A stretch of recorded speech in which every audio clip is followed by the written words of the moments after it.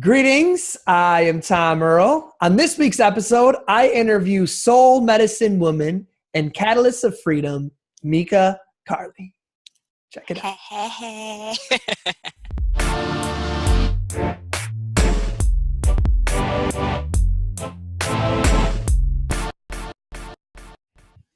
Greetings, everyone. Welcome to the celebration.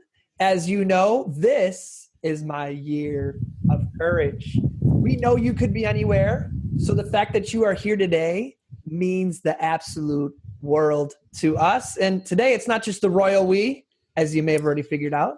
I have an amazing guest. She goes by the name of Nikka Karli. How's it going, Nikka? Amazing. So happy to be here with you guys. Yes, indeed. We are happy to have you here as well. Thank you. Nikka Karli is a soul medicine woman, an oracle of truth, and a catalyst of freedom. She helps women on the precipice of greatness become exquisitely untamed, awaken their sensuality, and manifest their soul's desires. With over 20 years of experience in the fields of yoga, fitness, creativity, and leadership, she is the go-to mentor for those who are ready to own the fuck out of their truth and to set the world on fire through unapologetic expression of their soul. I feel like you got to snap it up after that. Right. That's such a dope bio. What did we miss in there? That the work that I do with my peeps, it's really about stepping into a level of goddess consciousness or warrior consciousness where we drop into our bodies and we learn how to bring the sacred into the mundane. So it's just like every day embodying who we said we came here to be. I love that. Yeah. I resonate with that. Let's break some of that down because it's beautiful words, but let's make it personal. Let's start with what is a goddess? So goddess is the way that you exist in your own skin. It is the connection to your body, the connection to your voice, to your power.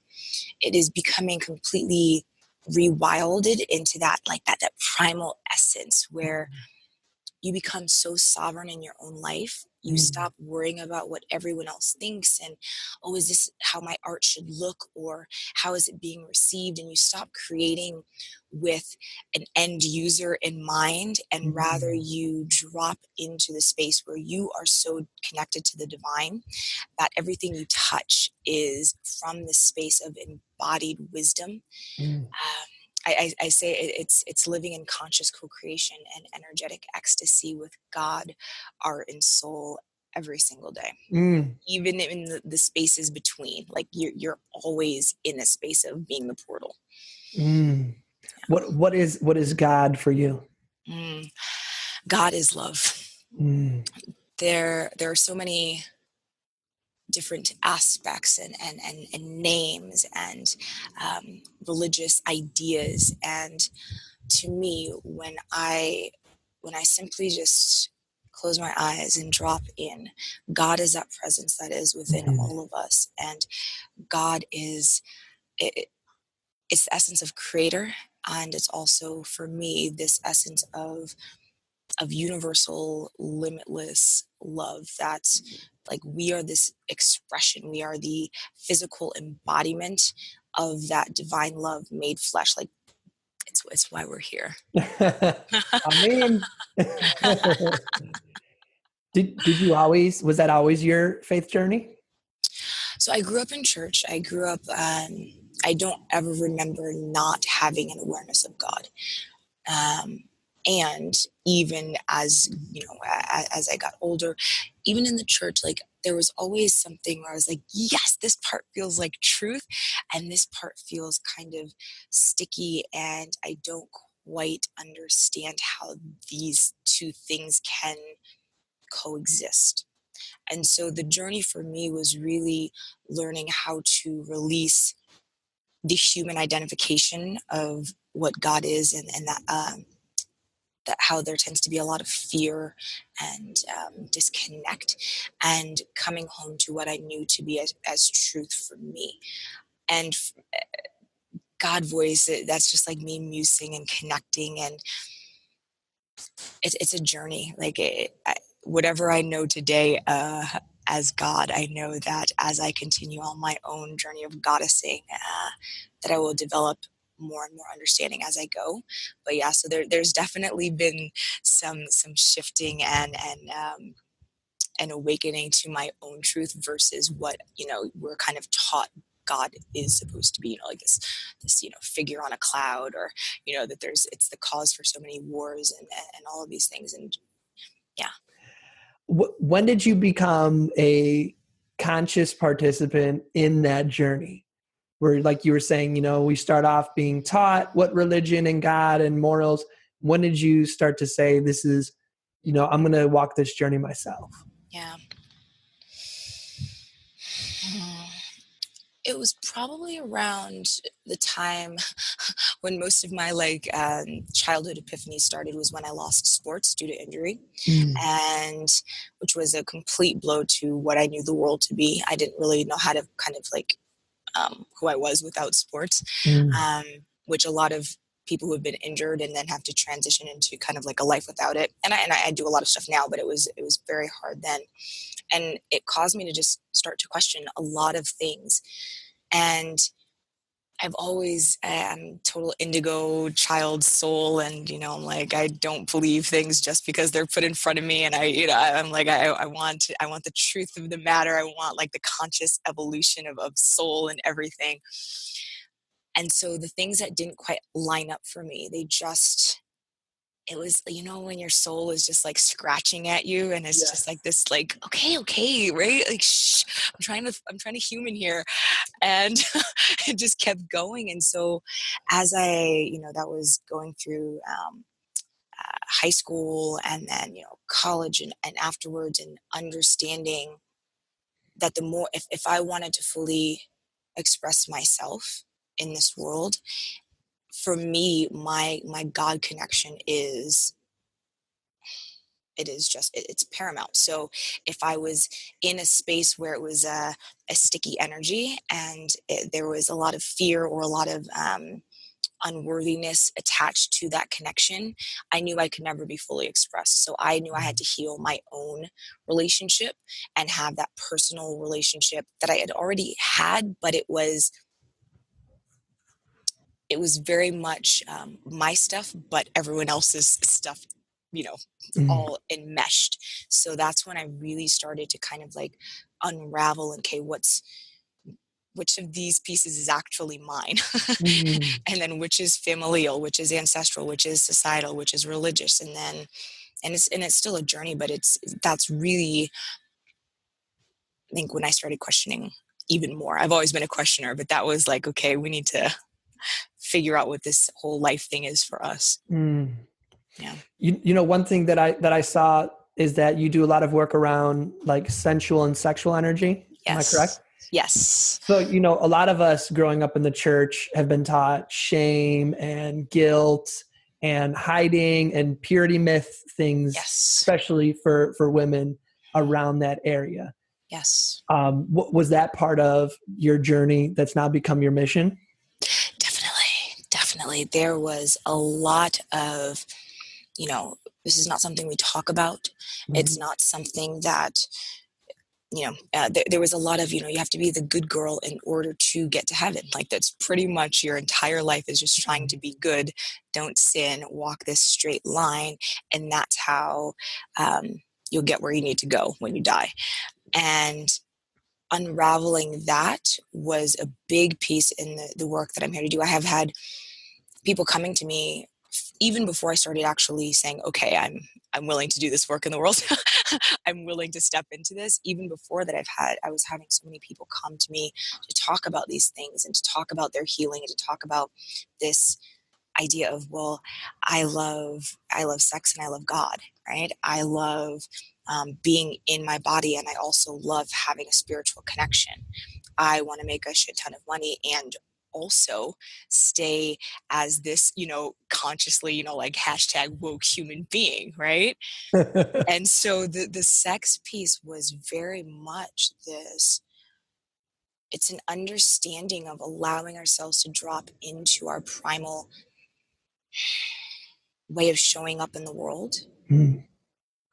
And from that space, we get to tap into like limitless creative power. And then our love life and our intimacy and our mission in the world.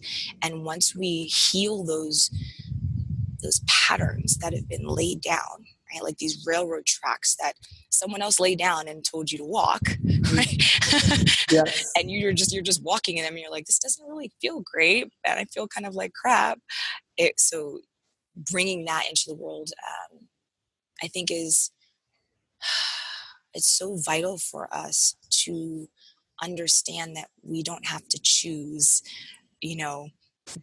being in connection with God, whoever God is to you, and also being able to be sensually alive and turned on and orgasmic and connected to yourself, to your partner, to the world.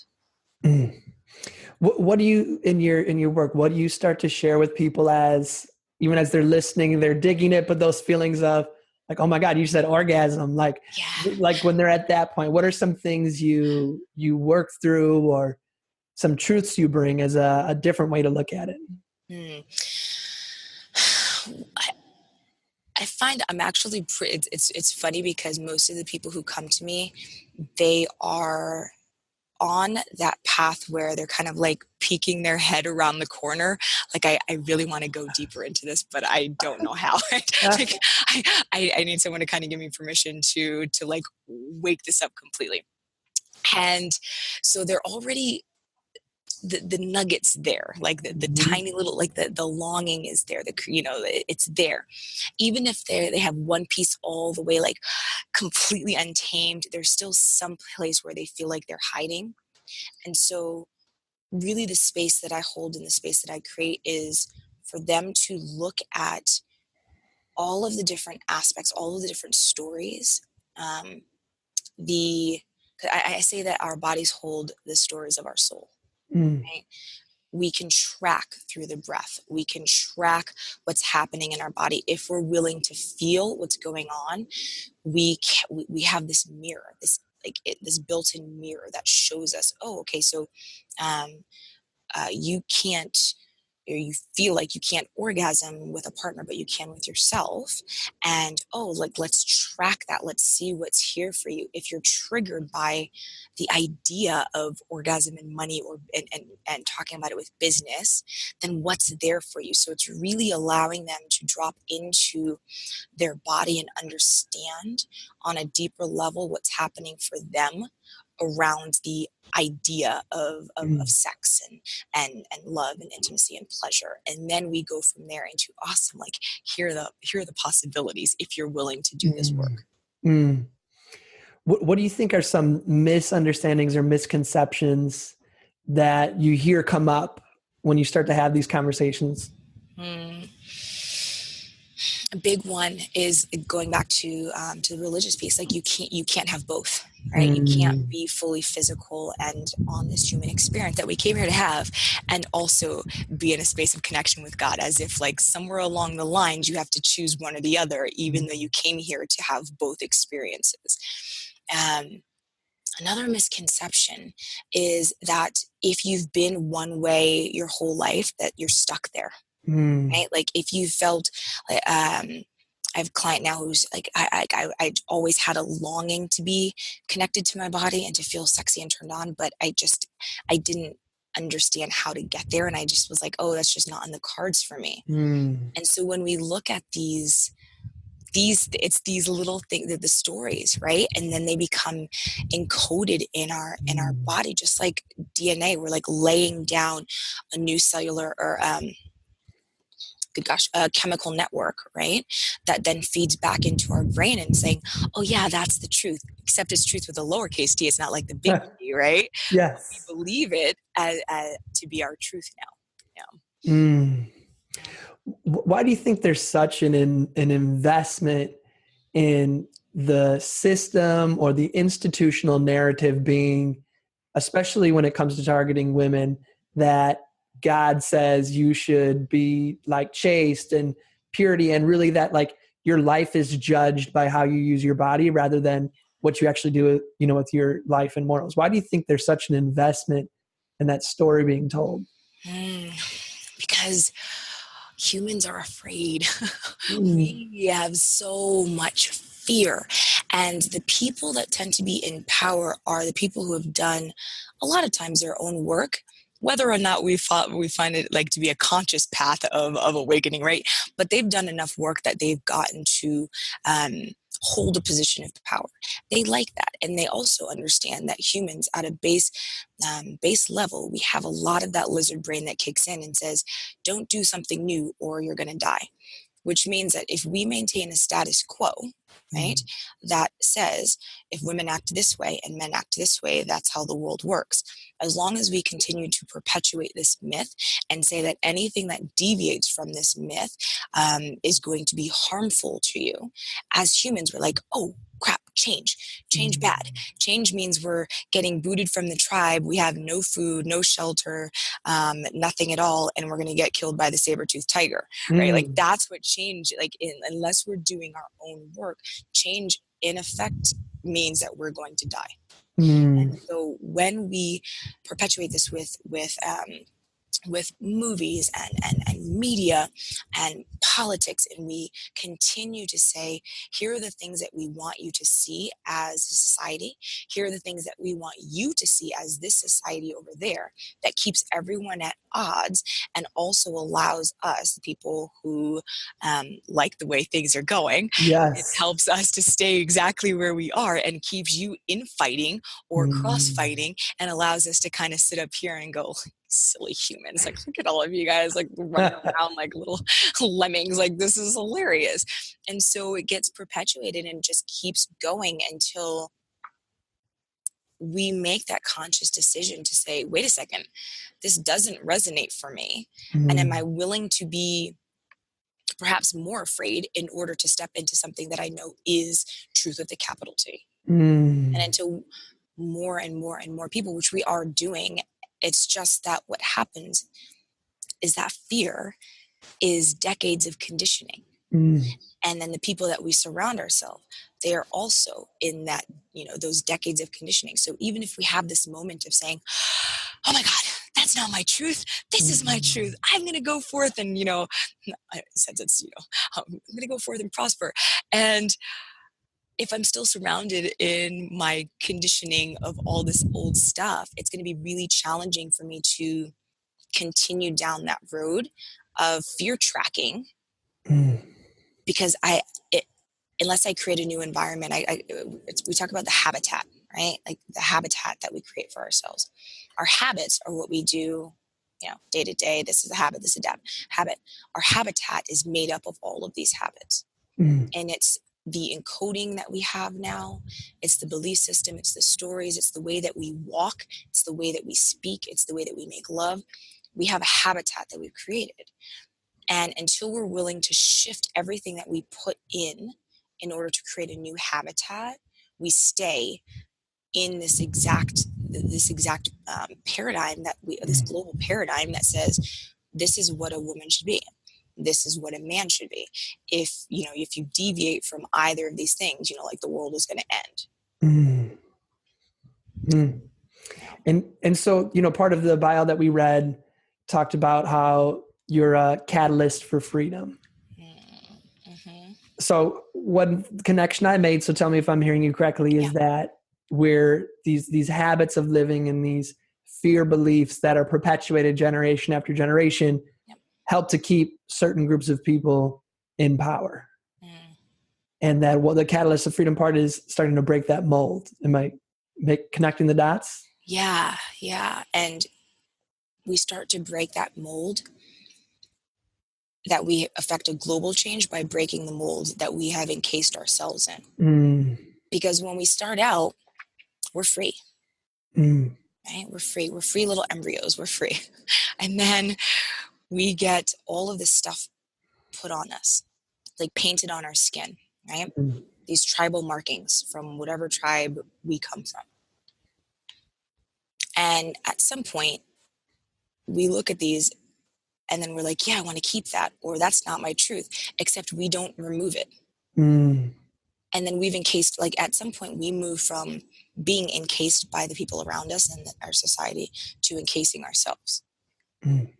And until we're willing to return to freedom, we don't get free, which means that we don't affect that massive shift of freedom out into the world. How did you get free? I'm still freeing myself every day, right? That is definitely part of the practice. Freedom. I was always like rattling my cage. Even as a kid, I was like, okay, I want to be good, to not make things harder on my mom and my grandma who raised me. Like, I don't want to make things any harder for them. I can see how much, it's rough already. So I tried to be good and not cause extra stress. But even being good, there was still a part of me that was like, what is wrong with this world? Like, there are people dying, there are children starving, there are people being abused and assaulted, and I didn't know how to do anything about it. It felt so disempowering to see how much wrong was happening in the world, like how many atrocities were going on. And so I would rattle and rattle and rattle my cage. And then as I started growing up, like, I would rattle a little bit, and then I'd rattle less, and I'd be like, okay, this is humaning, like, this is all it is. And I'd be like, no. And so I went back and forth between, like, I'm just gonna be a lemming, and then, like, no, I can't do this thing, like, I can't do it. So it's definitely been a practice my whole life. And then the last few years, after my divorce, it was it was just like, it was so hard, and it was the best thing that ever happened, ever. Like, ever. And it opened my eyes to how numb I had become in different aspects, in different areas, and how that numbing had actually taken me from this goddess who I came here to be, and how I was not able to affect the change in the world that I know I'm here to affect by staying numb. And so there was one of my friends and beautiful teachers and just soul guides.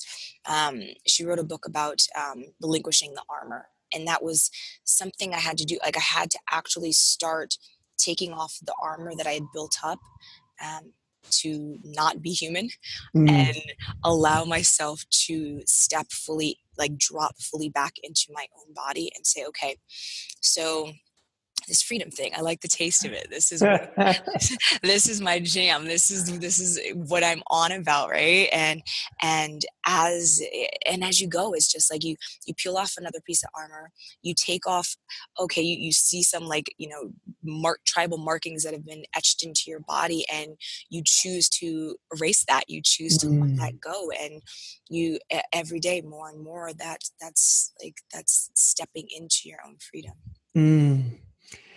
What are some practices or rituals that you do on a consistent basis that helps you in that journey? Jade Egg, which is really, it's something that seems like, how could this ever help? Are you familiar with Jade Eggs? No. Okay. So it's this tiny little, maybe about this big or so. For folks listening, could you describe how big that was? Oh, yes. So what? It's maybe like 2 inches long, and probably equivalent in circumference, right? Okay. And it's you can tie a little string around one end, and you insert it into your vagina, and you can do different practices and different breath work, and you can do a lot of healing around your cervix and your uterus, whether they are still physical or whether they are energetic. It helps you to really tap in, and especially if you have trouble kind of being in your body and staying fully locked in, it really helps to tap you into that energy center, like what's happening and what's really like, as if we have ley lines in our body, but like really what's running through your ley lines.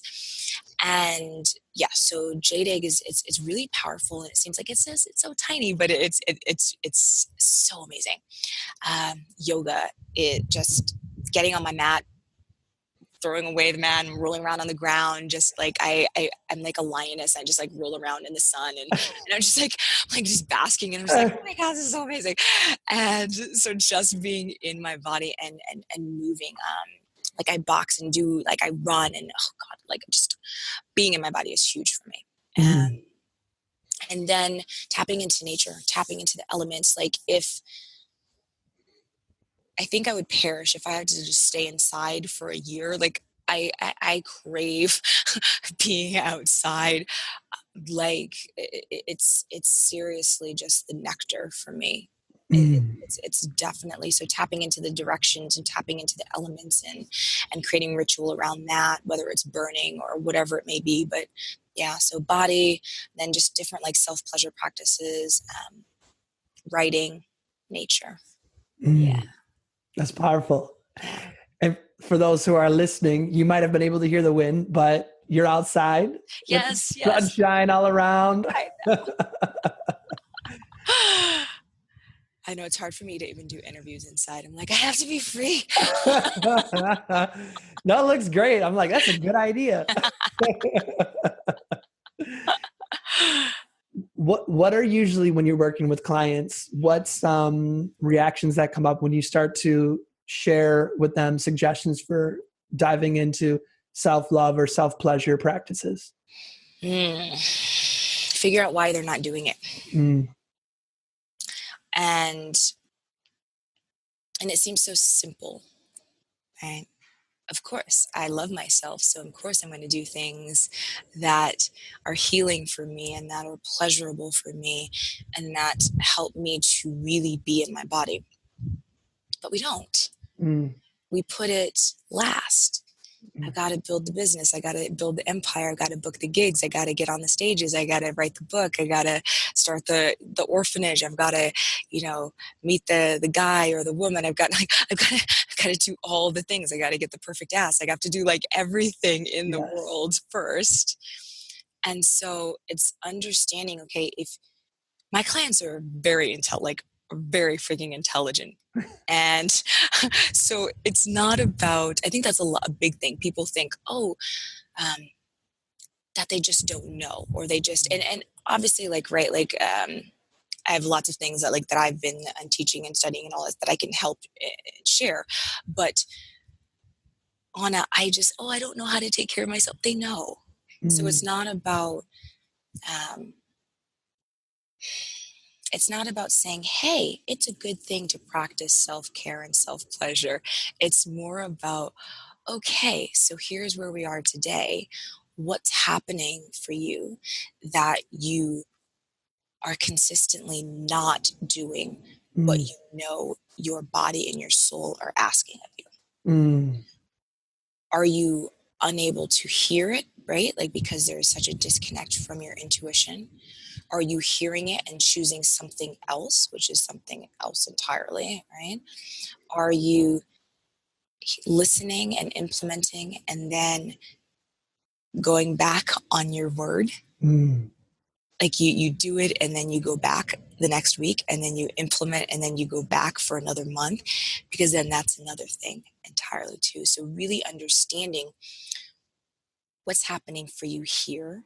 Because we know it's not an intelligence thing. We know it's not a, hey, you need more education on why you're worthy and you're important. They're like, yeah, I know.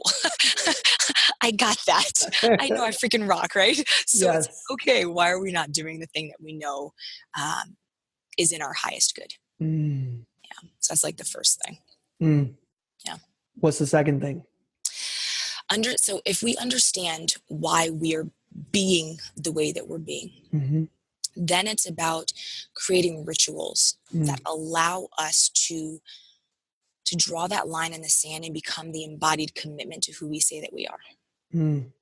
So if we've gone to an event, right, when we go, I haven't been to a Tony Robbins event, but I'm just going to say Tony Robbins, right? Because pretty much everyone knows, right? Yes. So we're going, we're like, oh my God, it's so amazing. And I walked across the fire and I did the things and, and Tony called me on stage and it was so good.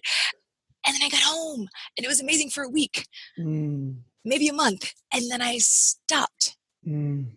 You know, it's like, or we have this massive shift in our business. And, you know, let's say like we're doing 2,000 a month and then we go to 50,000 a month Ooh. and then it stops. Right?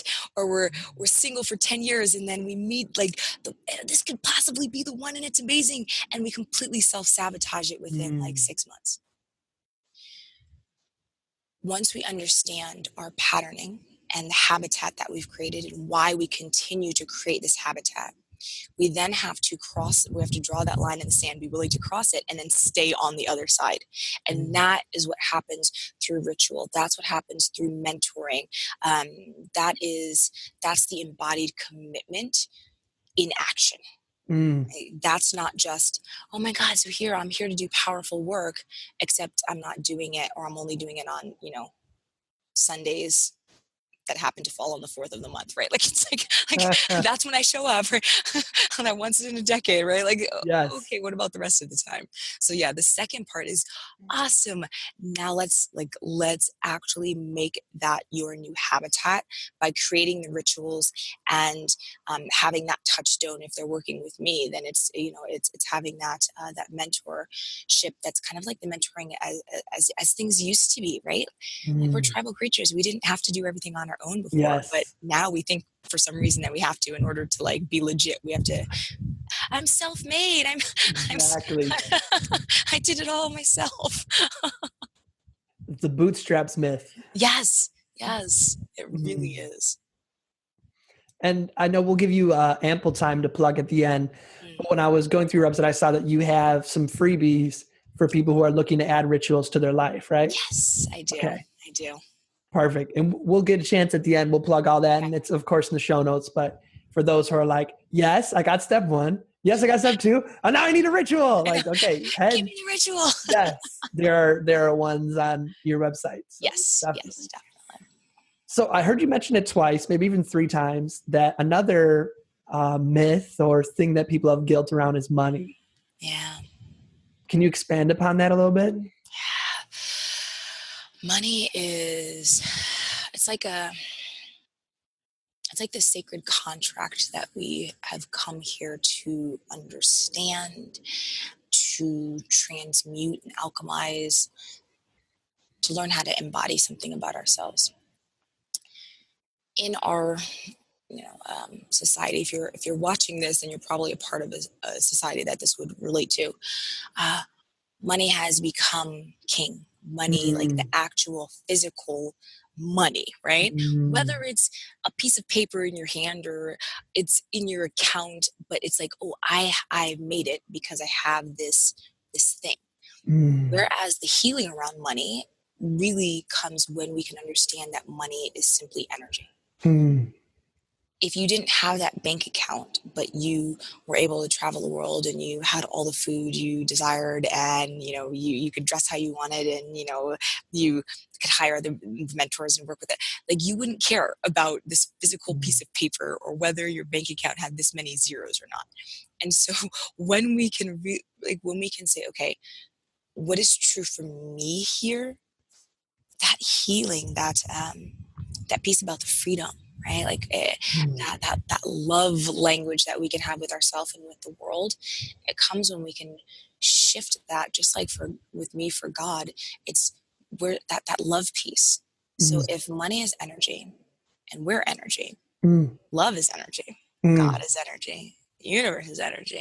And like money falls in there, we've just put it as something completely different that doesn't align with the rest of our conscious awakening. We have it as something that's so separate, and we get so desperate around it because we transfer our worth to an abstract concept that someone decided to create. And we were like, that means I'm valid if I have this thing that someone decided was a good idea.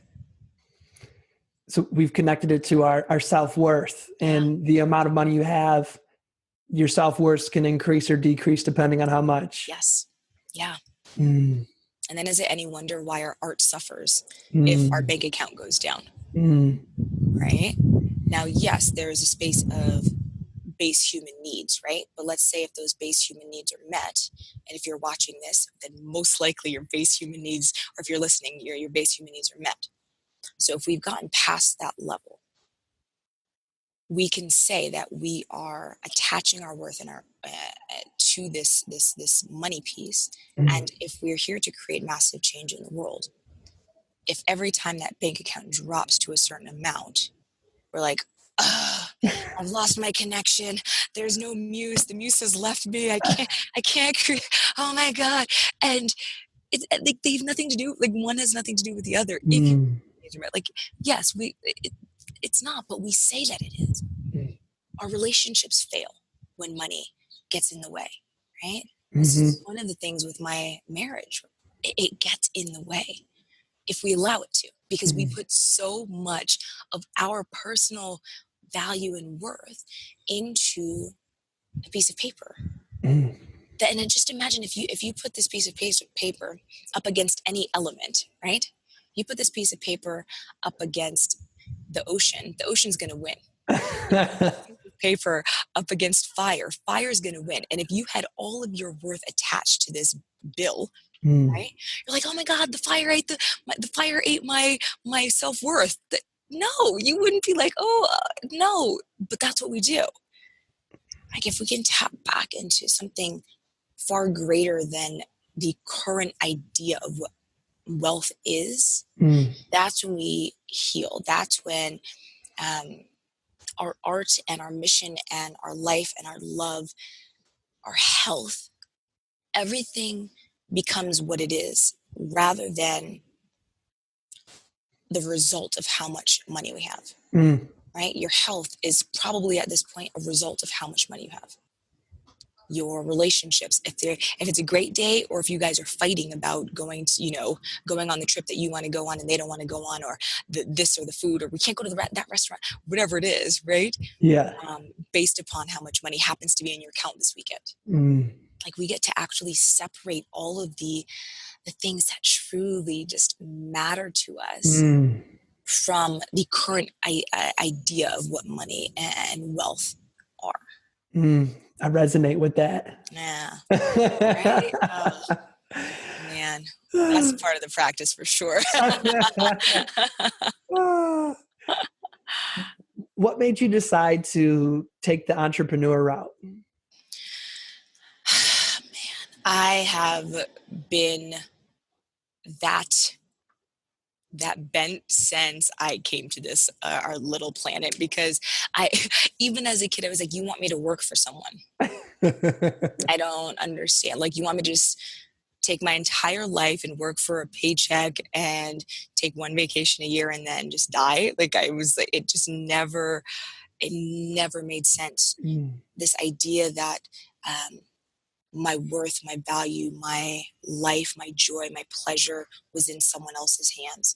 Someone who, for most intents and purposes, either doesn't even know your name, know that you exist as a human, doesn't care about your well-being, but they have a business to run, right? And they might live in London and you live in New Mexico, and you will never, the two shall never meet, right? Like, but your entire life like this. And then, and I would see people and they'd be at a job for 30 years and then, oh, hey, we're making budget cuts and here's a pen.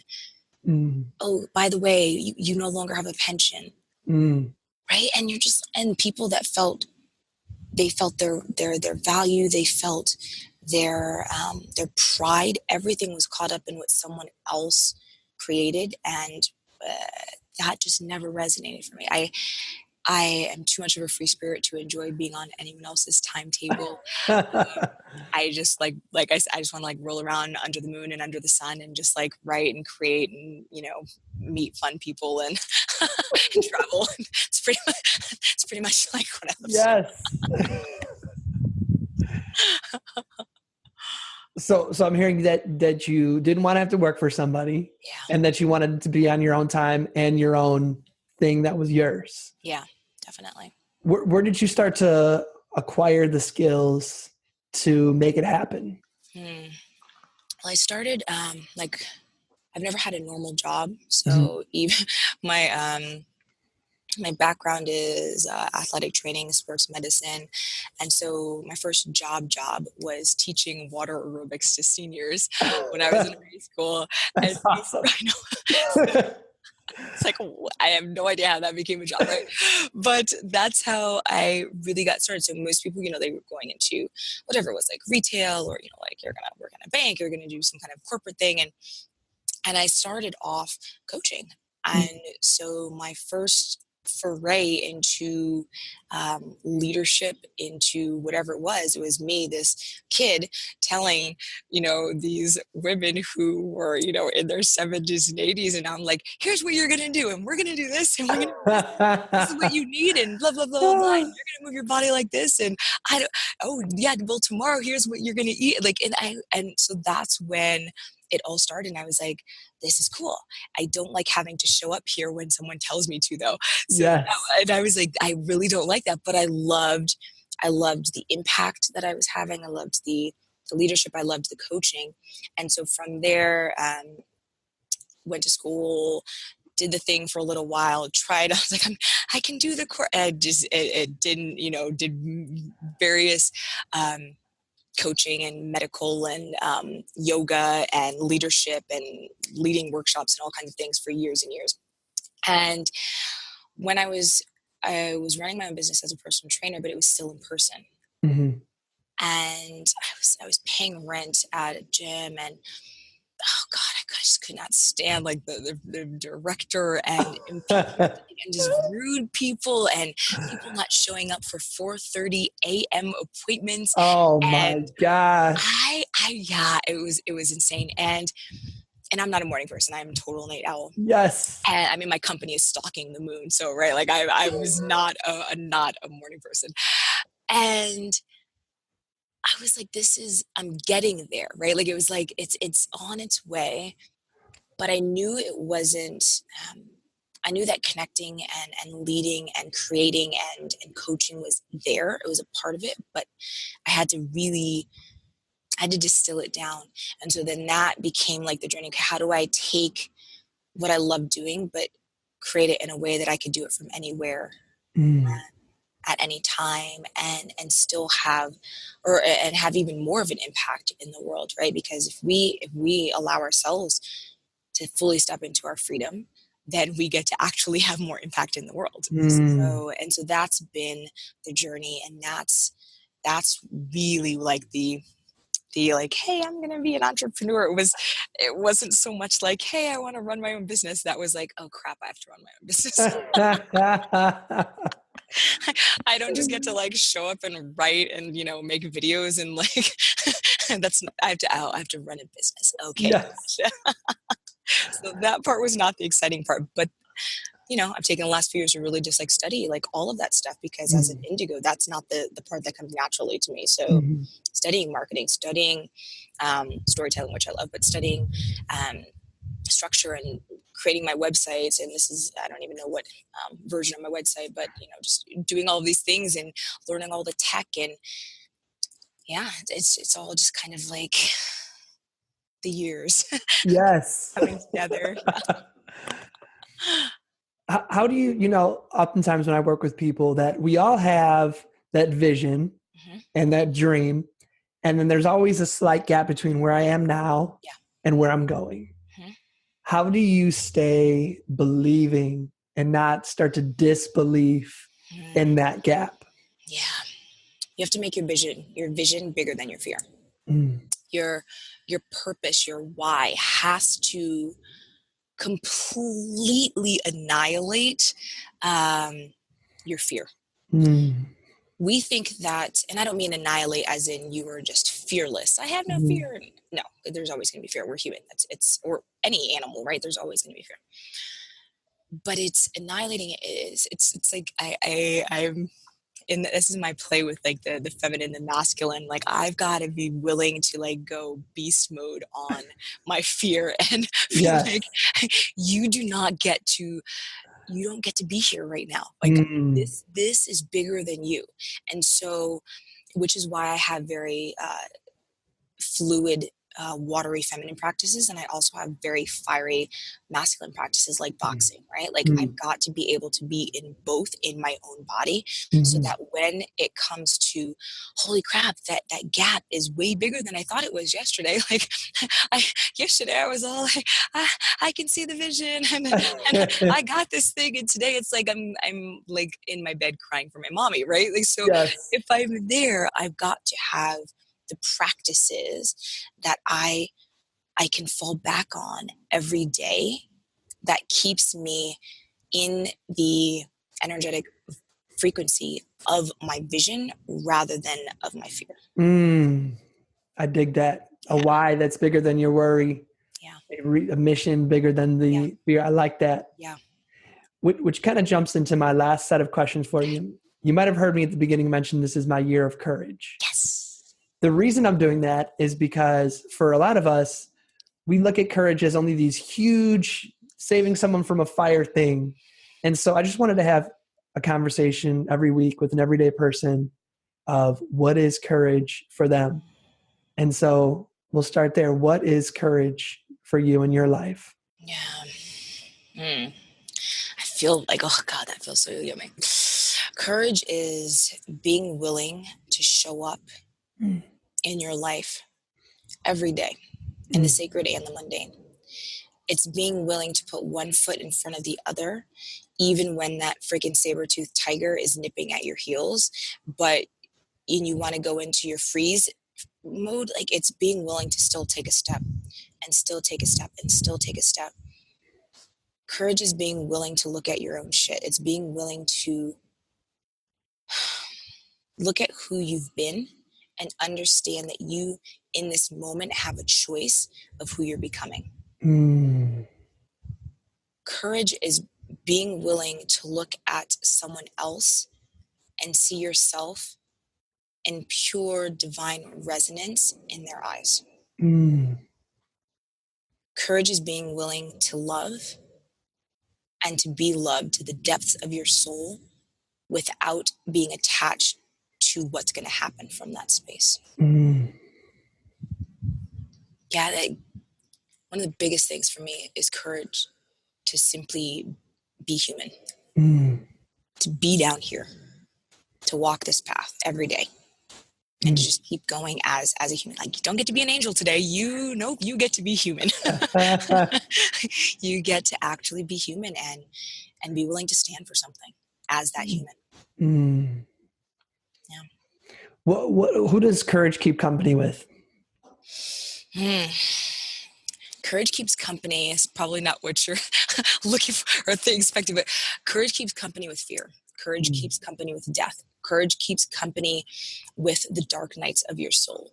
Courage keeps company with everything that you wish you didn't have to experience in your life, that you wish you could only, hey, I'm all spiritual and I get to live in the light, right? Courage keeps company with everything that resides inside of the shadow, but allows you to actually make the choice to keep moving forward. And what does everyday courage look like in your life? Everyday courage in my life.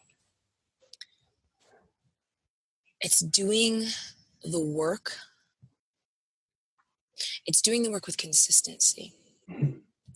It's doing, and by the work, I mean the internal soul work and the embodied action in the world that will help me be who I'm here to be. And help me live, love, lead, and create as my highest.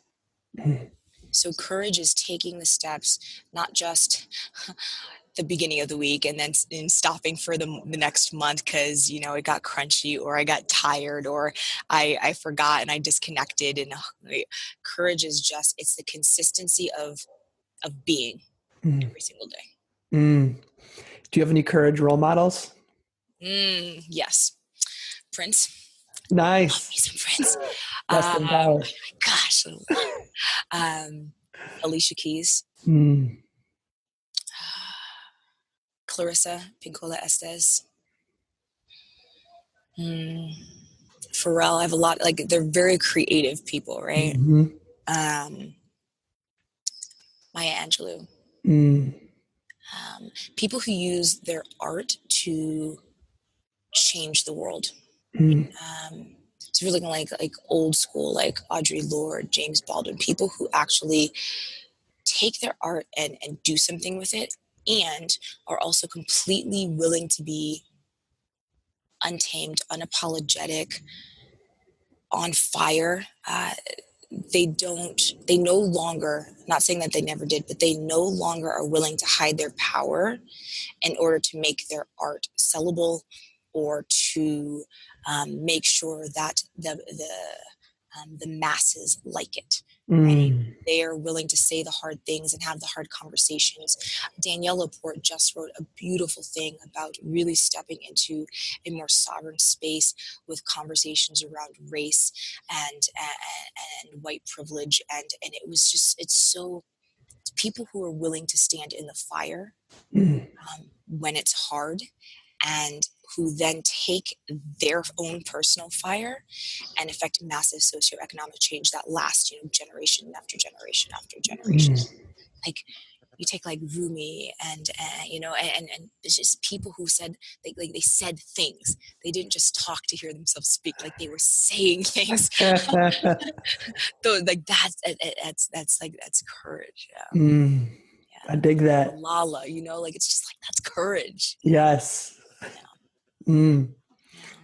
Well, I think you can tell a lot about a person by their heroes and sheroes. And you seem pretty awesome, because those are some great people. If we weren't convinced by this 50 minutes of awesomeness you shared. Right. She likes Prince. She's cool. What is the reward that awaits you at the end of a journey of courage? The reward is that I showed up.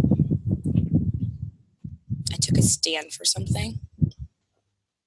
And I got to be completely, fully self-expressed the entire time while I did it. Mm. Yeah. And then from there, like that's how we become the change, right? That's how we create the ripple. That's how we're all pieces of the thread, right? And so that's how our little plucks, every action that we do, whether we choose courage or fear in that moment, we affect the thread of the collective. So like, oh, I did a good pluck. I did a pluck that actually, raised the vibration of the planet. I affected the thread this way. Yes, I chose. That's wonderful. Is there anything that you're feeling called to speak to?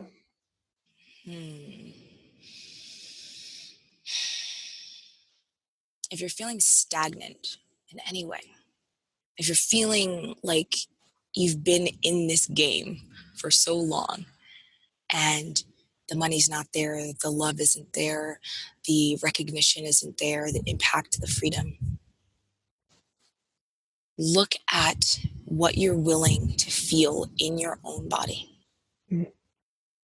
Drop in, slow your breath, see what's happening. Look at if the way that you're operating in the world is in connection with the way your soul is operating in your own body.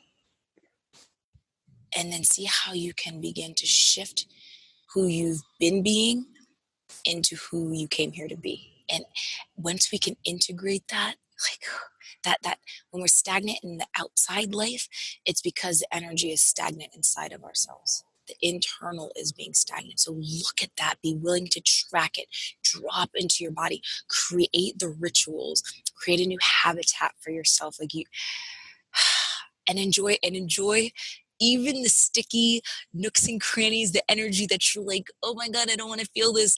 Enjoy that piece too. Like, let yourself be in just unadulterated, orgasmic waking bliss in all that you are, whether you think it's good or bad, it's the light or the shadow.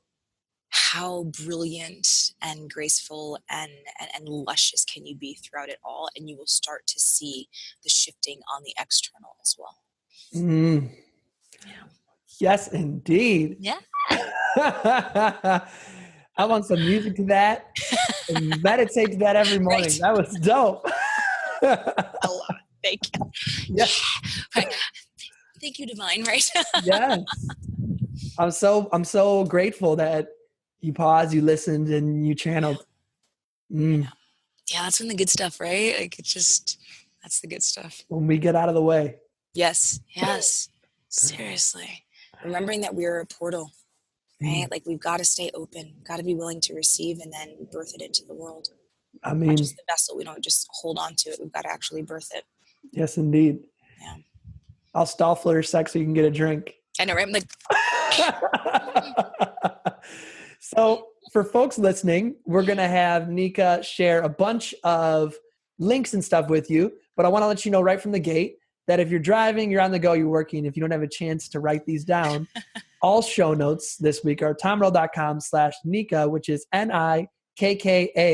tomrell.com/Nikka. You can find all the show notes there. But even still, where can folks directly reach out to you and tell you how much they appreciate you and become a part of your community? yes. Okay. So if you want all the goodies, right? So I have got a Wild Woman Untamed archetype quiz. I have the rewilding ritual. I have a training workshop on healing the mother wound, all kinds of good stuff. You can go to nikkakarli.com/wild tribe. So nikkakarli.com/WILDTRIBE. So nikkakarli.com/wild tribe. If you're on Insta, come hang out at Nikka Karli. Just starting my YouTube channel, so go hang out, give me some love. There's already a bunch of videos up there. Everything you can find me online is at Nikka Karli. So yeah. Boom. Yeah. Please, to all the folks a part of the celebration and family, please let Nikka know how much you appreciated this. I really feel like you showed up authentic and true and shared some gems with us right from your soul.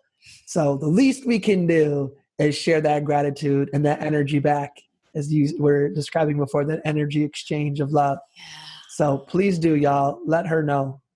Thank you. Yes, indeed. This has been an absolute honor and a pleasure. I'm glad that our paths crossed and you agreed to the interview. Thank you so much. Yeah, thank you so much. I just love these yummy, just like potent conversations that you have, like you weren't expecting, and then you're like, oh, hey, how you doing? Exactly. When you trust that journey. Yes, you just trust. So thank you so much for opening this space. My pleasure. I'd love for you to have the last word. So our ritual is to share what is something you'd like to invite folks to think about, to consider, to do, to be. What's your invitation? I invite you to consider actually being more of yourself, to let go of the shoulds, to let go of the inhibitions, and to step fully into that primal, wild nectar that your soul is asking you to become. Inshallah. Thank you so much. Appreciate it. You're so welcome. Thank you, love. To everybody listening, as always, we're wishing you peace and blessings. One more thing. I'd love to continue the conversation. Feel free to join me at tomearl.com/join. Subscribe below, or let's connect on social media. Tom Earl Artist. Thanks again for watching.